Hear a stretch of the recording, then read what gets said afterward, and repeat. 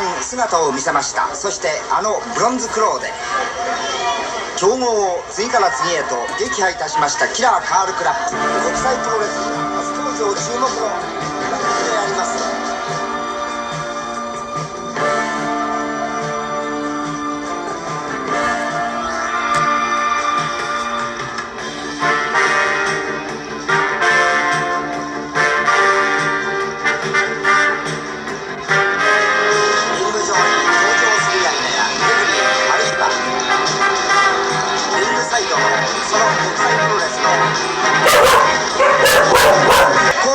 木村、果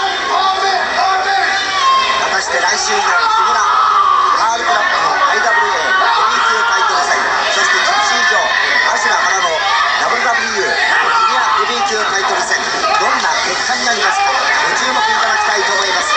草津から木村にタッチが行われました。草津がカール・クラップをロープで切った、木村のクロスバックが出た。そしてキラーカール・クラップを引き落としました。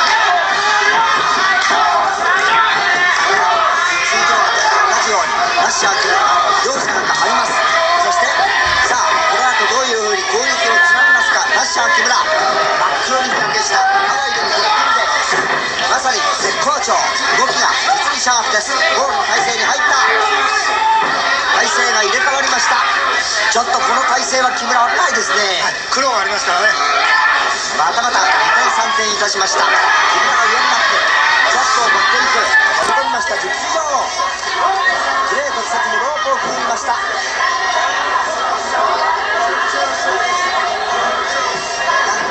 けようというレフリーの遠藤も捕まりました。グ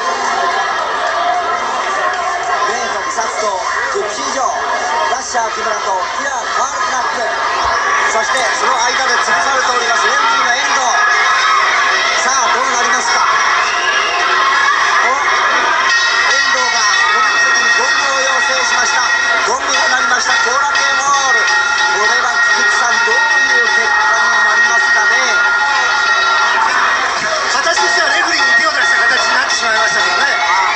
レフリーの行動を止めてしまったということですから、やった方が反則ということですから、どっちが手を出したとも言えませんからね。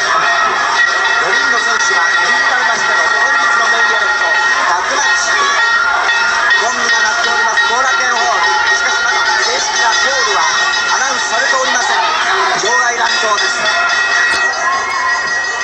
ラッシャー木村がジプシー・ジョー、グレート草津ですね。草津がジプシー・ジョーを捕まえています。そしてラッシャー木村とエース同士の場外乱闘、キラーカール・クラップ。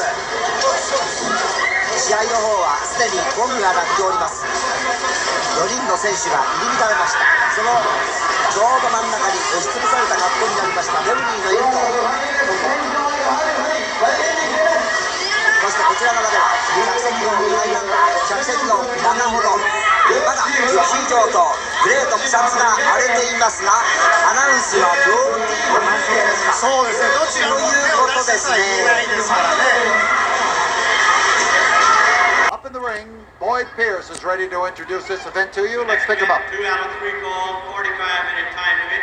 Entering the ring in the white corner to my right, Johnny Valentine presents from the state of Washington at 225 pounds, Dale Valentine.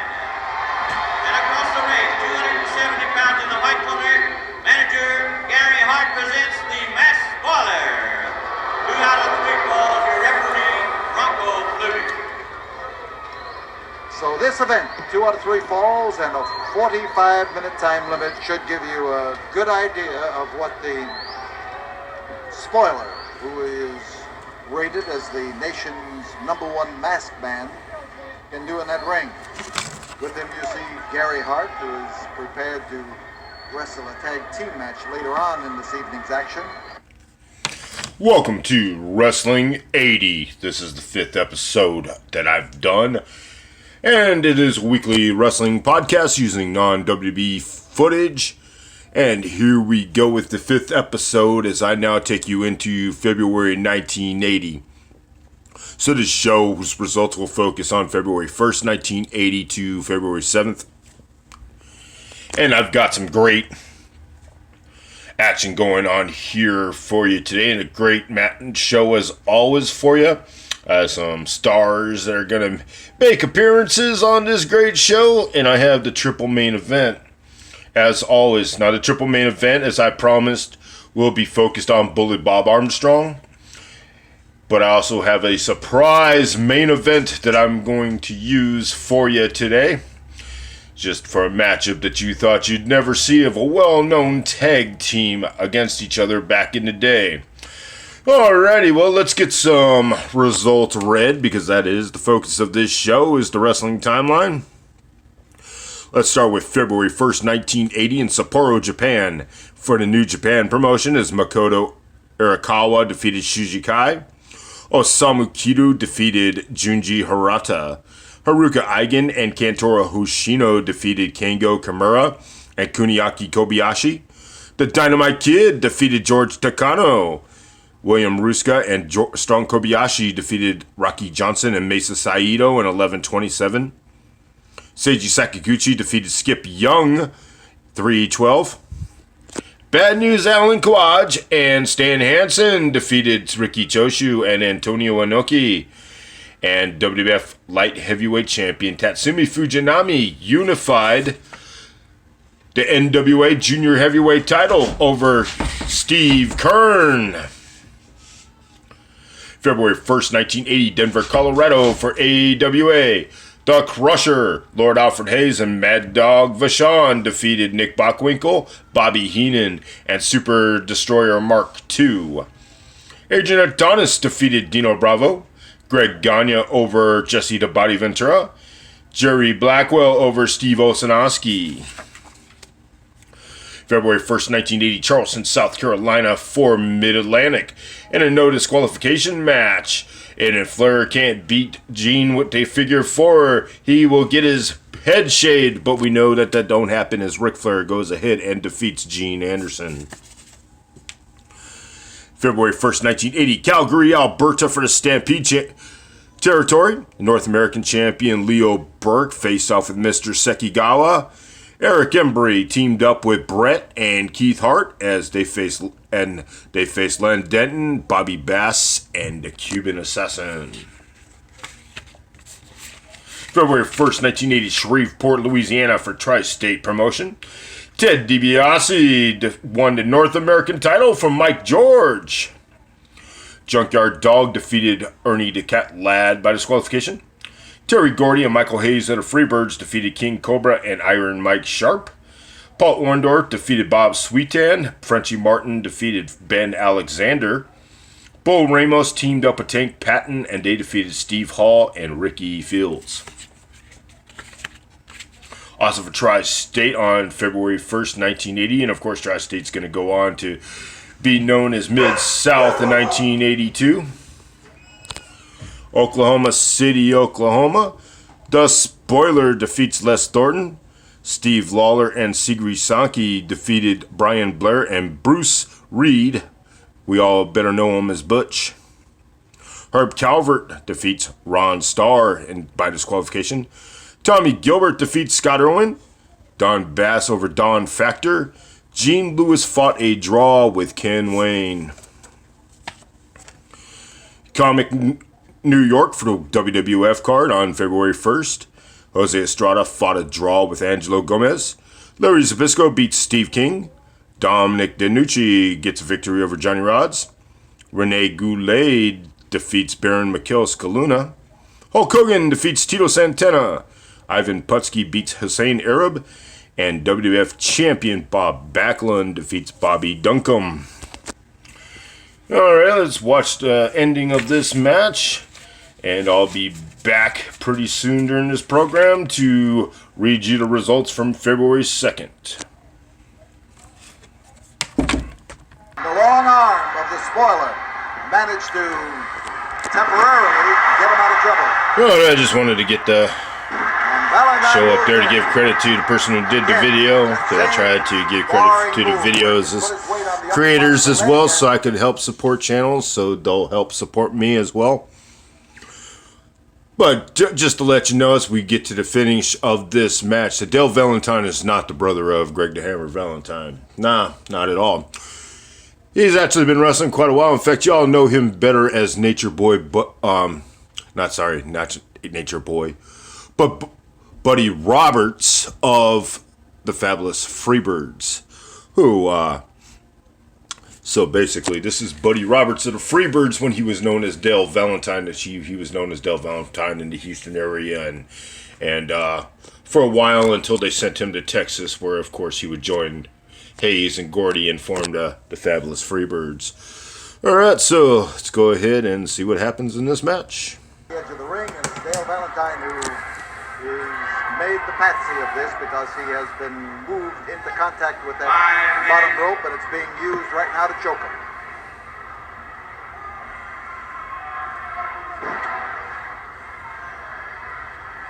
Five minutes have gone by. This is the third and deciding fall of this battle, and Dale Valentine has the huge weight of the spoiler. More than 270 pounds that he had standing on his throat at the time. And he's got the leg, he's got a reverse toe hold, and Johnny Valentine tells him to go after it again. Standing leg split. Still working on the left leg. And the long legs of the spoiler are an asset to him right now in some ways, because Dale Valentine has to stretch closer to the spoiler's chance to grab him, to grab him by the hair or the arm or the leg. You best be careful, because from the position he's in, spoiler can reach him.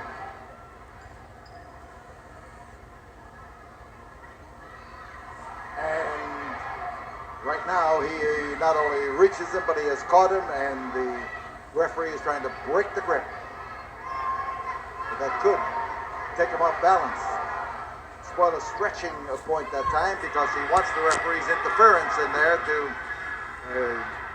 give him an opportunity to coax Dale Valentine a little bit closer. Standing leg split. Now, with that leg free, Spoiler's going to crawfish over to the rope, and you saw it. Spoiler using his weight, trying to move that leg. He tried a drop kick, and for a big man, he's pretty good at it. Here's a fall. There's one. Close.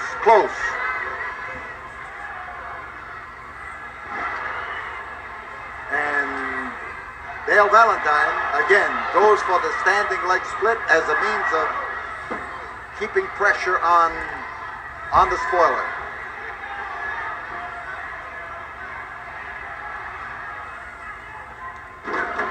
Well, he's smart enough to keep after the same leg, to keep working on that, and to follow up on the problem he has already handed to the spoiler. But this becomes a problem now for the Valentines. Big man like that can lower that boom. Whoa! Hip lock, and there goes Valentine going for that same leg. What? Inside twisting toe hold. He was using the same grip that the Funks family used, only he did not get the grip totally applied. And here is the agile flying technique of the spoiler. Oh, when he hits with that 275 pounds of his, we've got a fall. We've got a match won by the man in the match. The winner of the third fall of the match, 8 minutes 17 seconds, the spoiler. Spoiler limping on that leg that was worked on so much, and Gary Hart does not look particularly pleased. He looks a little bit upset here because it was not an easy victory for the spoiler, something that Gary Hart really... Two opponents, and here's Mickey. In 5 minutes and 10 seconds with a flying knee drop, the winner, King Kong Brody.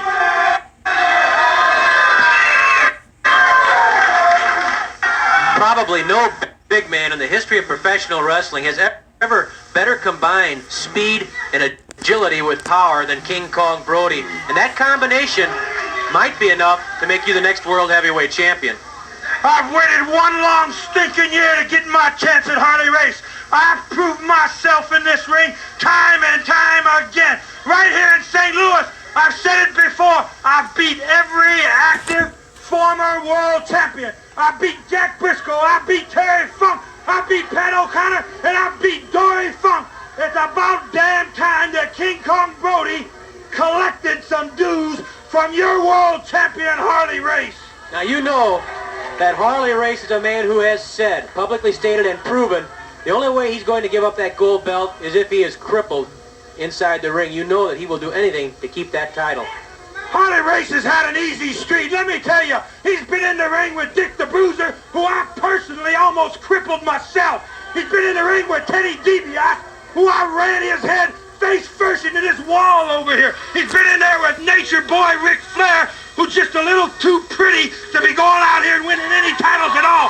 Well, finally, he's going to get in the ring with somebody who, if he wants to get crippled, he can get crippled. If he wants to come out there and take a beating like he should, then he can come out and get beat fair and square, or he can get beat up fair and square, too. Now, you know, I'm imagining you're aware of the interview that Harley Race did with us last weekend here in Wrestling at the Chase, where he said, sure, you're big and strong, but he says he doesn't think you're quick enough mentally to beat him for the title. I don't claim to be the smartest man that ever stepped in this ring, but I'm smart enough to know that when I get in the ring with Race or any other man in professional wrestling, I'll stick one of these you know where and one of these where you know where whenever they want to get in here. Harley Race has made the claim that he does better than anybody else in the world at what he does, professional wrestling. He's done it best with everybody else. But Race, your best is not good enough with the King. You just be there and I'll show you what the best is. Of course, you know, too, that his favorite hold is the suplex. You say that nobody can body slam you. Does that mean that Race's suplex is useless against King Kong Brody? I'll admit Harley Race is probably the best world champion that's ever wore the NWA belt. But you'll have to admit, just like everybody else out there will admit, he's never been in a ring with a man who's had as much ability, as much size, as much strength, and who can mix it up more than yours truly. King Kong Brody, he's obviously confident and ready for his chance to become the World Heavyweight Champion. Weighing 235 pounds, Brian St. John. From Waxahachie, Texas, weighing 268 pounds, Dick Murdoch. Referee Johnny Ramirez.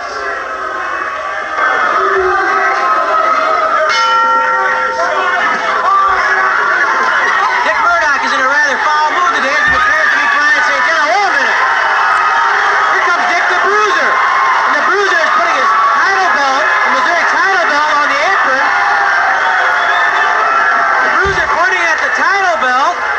You know, there's a lot of bad blood here between Dick Murdoch and Dick the Bruiser. The Bruiser getting Brian St. John over.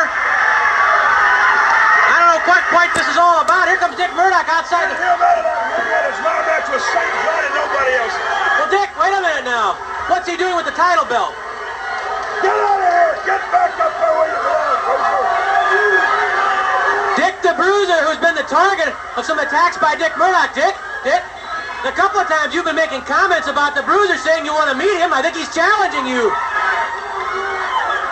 Here comes Sam Muchnick, promoter Sam Muchnick, going to talk with the Bruiser. The Bruiser talking with Sam. Let me check what's going on here. This guy has butted into every bout I've had. He claims I stole that title belt from him. He claims I always win the belt. I got the belt. You put the belt up against Murdoch here today? Right. For the main reason that he butts into everything I do. You got it. Sam Muchnick's agreeing to it. The title belt's on the line, Dick. Dick, here's your chance. That belt's on the line. Dick Murdoch having a slight fit here. Now, Dick, you said you wanted this chance. You got a chance now, the title belt. Murdoch insists Sam Muchnick taking the title belt, and the Missouri State Championship will be on the line. The Missouri title belt on the line right now. The Bruiser and Murdoch for the Missouri title. Is that correct, Dick? It'll be the last time he ever butts in on me. The last time he ever butts in on me, says Dick the Bruiser. The Missouri State Championship on the line. Murdoch stepping outside the ring. Sam Mushner conspiracy, and all you freeloaders sitting out. The Bruiser lifts Murdoch. Body slam by the Bruiser. Dick covers him, but Murdoch's legs on that bottom rope. The Bruiser spots it, realizes it was his own fault. He slammed him too close to the ropes. The Bruiser doesn't make many mistakes, and he'll recover from that one. Dick slams Murdoch's head into the top turnbuckle. Murdoch still groggy. The Bruiser is pounding Murdoch from corner to corner of the ring. It's all Dick the Bruiser right now. Bruiser lifts Murdoch again. Body slam by the Bruiser. That was a dandy. That's it, says the Bruiser. He covers Murdoch. Count of 2, and the Bruiser refuses to pin Murdoch. He might have been able to get a 3 count there. But the Bruiser, who's so incensed and so infuriated about everything that's happened between him and Murdoch, what Murdoch said and done, the Bruiser wanted to dish out even more punishment to Dick Murdoch. Murdoch slammed again into the turnbuckle. One more, says the Bruiser, who's enjoying every second of this. One more, the crowd stands and yells at the Bruiser as he again slams Murdoch into that buckle. The Bruiser, a vicious body slammer, gives Murdoch a 3rd slam. Try for a pin, count of almost 2, Murdoch's legs on the ropes. What do you mean, says the Bruiser. He looks over and that foot was already off the ropes. Murdoch fighting back. Murdoch lifts the Bruiser and slams the Bruiser. Murdoch refusing to quit himself. Count of 2, count of 3. Hey, his foot was on the ropes though. That foot was on the ropes. Dick the Bruiser had his foot on the ropes. Murdoch reached up just at the count of 3 and pulled that foot off the ropes. But the referee was counting the shoulders and didn't see it. The crowd, everybody trying to inform him what happened. Dick the Bruiser has officially lost this match. I believe the referee didn't see that the Bruiser had his leg on that bottom rope. The Bruiser still trying to get at Murdoch. The Bruiser insists, and it looks right now like we have a new Missouri State champion. And as Dick Murdoch, the referee, was looking at those shoulders, and the Bruiser draws back to take a punch at Johnny Ramirez. Ramirez says, I didn't see that foot on the ropes. And well, he didn't. He was blocked by the bodies, and Dick Murdoch. He got it. Dick Murdoch says he wanted it, he got it. And it's Dick Murdoch now with the Missouri State title belt. No, says the Bruiser. Let's see if we can get an official verdict on this from ring announcer Mickey Garagiola. In 8 minutes and 18 seconds, the winner and the new Missouri State champion, Dick Murdoch. With a 60-minute time limit. Introducing first in the blue corner, the former star of the Canadian Football League, weighing 301 pounds, Enzo King Kong Mosca.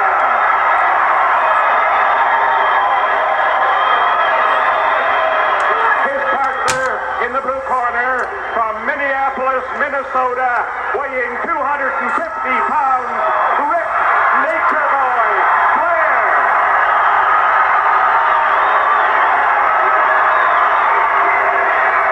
Their opponents in the red corner, first from Seattle, Washington, weighing 250 pounds, the United States heavyweight champion, Greg Valentine. His partner from Iran, weighing 260 pounds, the Canadian heavyweight champion, the great Hossein Arab. One fall, 60-minute time limit. The referee, Terry Yorkston.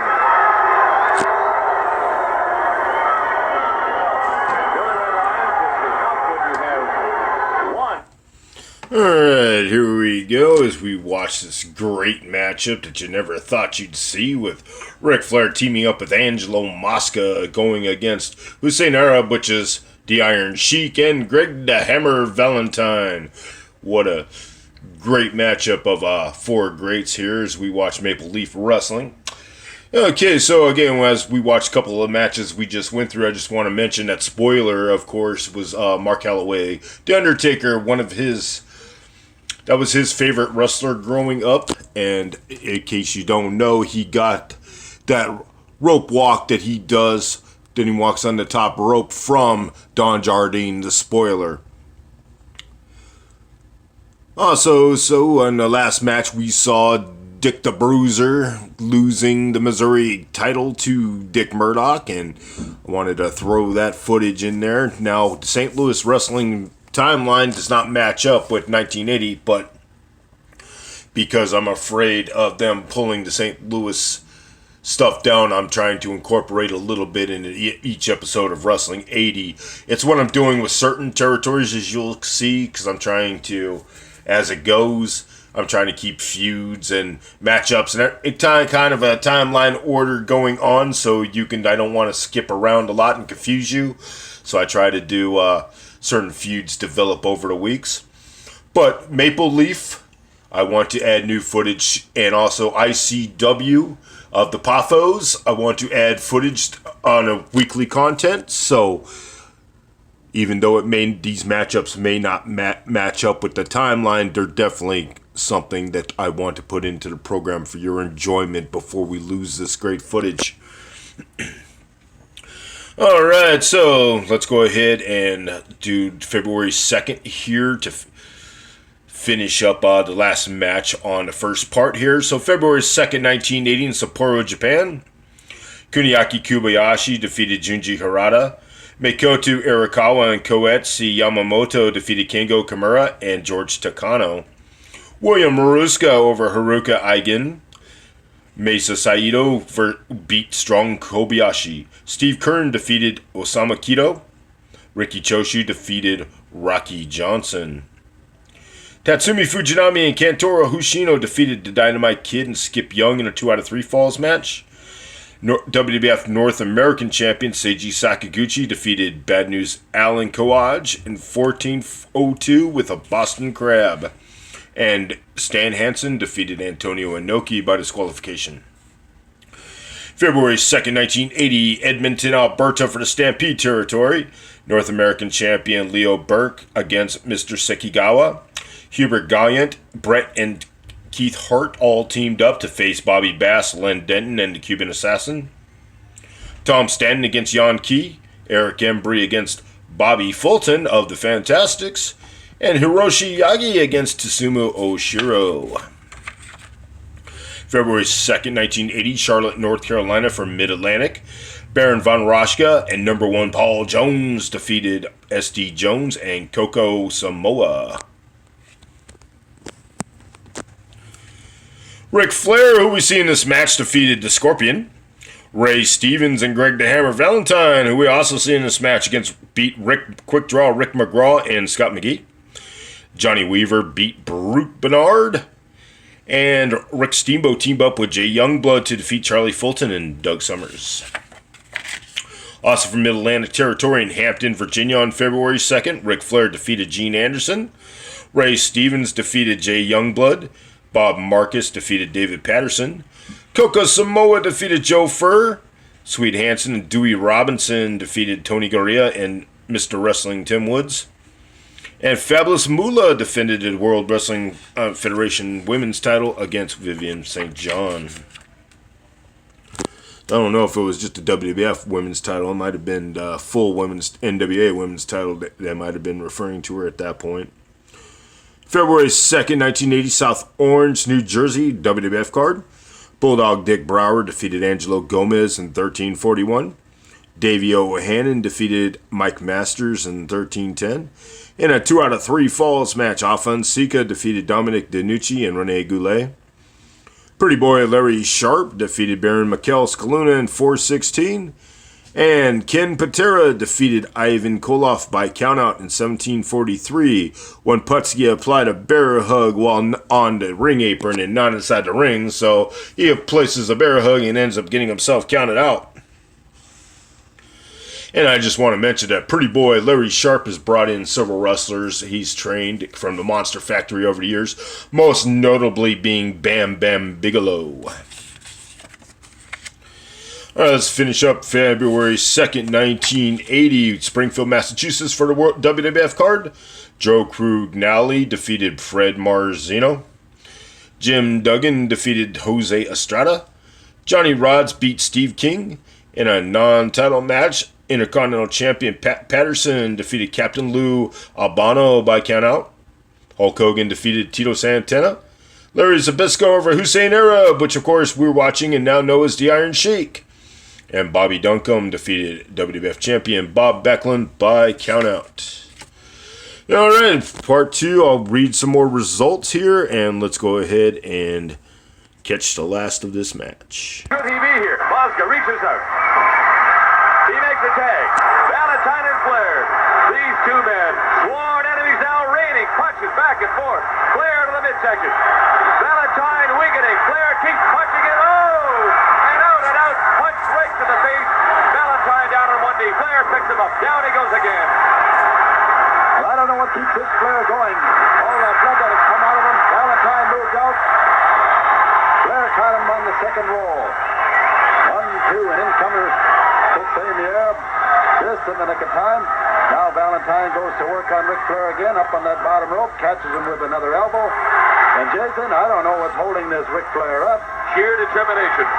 The courage that he must possess. The aptitude he has for this sport, professional wrestling, exemplified to the nth degree here in the ring of Maple Leaf Gardens. Ric Flair down on that suplex backbreaker that Greg Valentine has used to defeat so many opponents. He doesn't let him get the 3 count. Whoa, Valentine goes for the elbow like this. This is another one. Flair in his corner. Oh, he could have made a tag and he chose not to. Flair is out the ropes. Finds Valentine standing prostrate in the ring. Again, Flair goes to the rope. Valentine's up. Whoa, Flair stops, grabs him in the headlock. Up and down he goes into the suplex. 1, 2. And that 2.5, and in comes Hossein once again. Now Flair trying to go for that figure 4. Valentine catches him in the rear with a foot, and out he goes onto the ramp. Meantime, Angelo telling Yorkson, watch that Arab over in the other corner. Ric Flair out on the ramp, Terry Yorkson giving him the count. Now breaks his count. Tells Hossein the Arab back in the corner before I proceed with the count. Now Valentine grabs a hold of Flair over the top rope. Flair on the outside. Valentine spins around and drops a good elbow on the chest of Ric Flair. What tremendous action, Jason. Right from the time the bell rang. Valentine reaches over that top rope, trying to set him up for a reverse suplex. In comes Flair. What almost was a 3 count. Referee Terry Yorkson, that's 2 7/8, Red. His hand was coming down, and then with the help of Hussein, Flair was thrown off and into the body of referee Yorkson. Both these wrestlers now having a problem. Fatigue has set in. How long can you fight like this? How long can you go on?